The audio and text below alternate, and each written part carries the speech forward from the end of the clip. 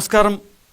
సంవిత్ సంవాద్ తరపున మీ అందరికీ సుస్వాగతం. భారత స్వాతంత్రోద్యమానికి ఏమాత్రం తక్కువ కాని మరో గొప్ప మహోద్యమం నైజాం సంస్థానంపై జరిగిన హైదరాబాద్ విమోచన పోరాటం. భారత స్వాతంత్ర సంగ్రామంలో భాగంగా జరిగిన అహింసాయుత పోరాటం తరహాలోనే హైదరాబాద్ విమోచనోద్యమంలో భాగంగా నిరాయుధ ప్రతిఘటన కూడా ఎంతో ప్రభావవంతంగా జరిగిందన్న చారిత్రక సత్యం కొద్దిమందికే తెలుసు. సంవిత్ ప్రకాశన్ సంస్థ ప్రచురించిన హైదరాబాద్ నిరాయుధ ప్రతిఘటన పుస్తకం ఈ చారిత్రక సత్యాలను వెలుగులోకి తెచ్చింది. ఈ పోరాటంలో ఎందరో త్యాగమూర్తులు, సంస్థలు భాగస్వాములై హైదరాబాద్ విమోచన కార్యాన్ని సాధించడం జరిగింది.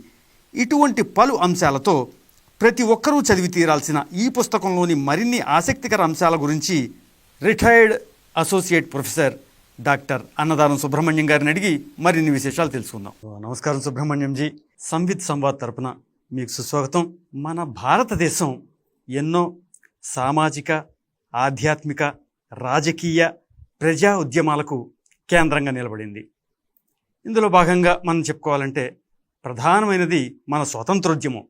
ప్రపంచవ్యాప్తంగా ఎంతో గొప్ప ప్రభావాన్ని చూపించింది. అందులో భాగంగా మరీ ముఖ్యంగా చెప్పుకోవాలంటే అహింసా మార్గంలో జరిగినటువంటి పోరాటాన్ని ఇంకా ప్రత్యేకంగా చెప్పుకుంటారు.